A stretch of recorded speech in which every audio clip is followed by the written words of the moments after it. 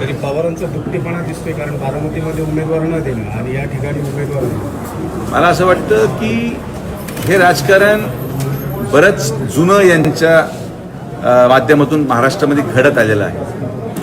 आणि हेच माझं म्हणणं आहे की जर महाविकास आघाडी बारामतीसाठी सगळं करू शकते तर ते राहुरीसाठी का नाही.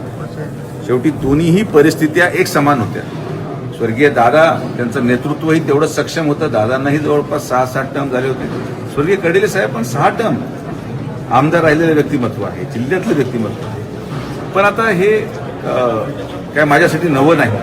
अशा प्रकारचं राजकारण, अशा प्रकारचं षडयंत्र हे आमच्या परिवाराने अनेक वर्ष पत्कारलेलं आहे. आणि माननीय मुख्यमंत्री महोदयांच्या नेतृत्वाखाली आम्ही सक्षम आहोत की जरी महाविकास आघाडीने राज्यस्तरावर 2 वेगळ्या भूमिका घेतल्या असतील तरी आता त्या गोष्टी मागं ठेवून आम्हाला पुढे जाऊन आमच्या उमेदवारासाठी ताकद लावायची आहे.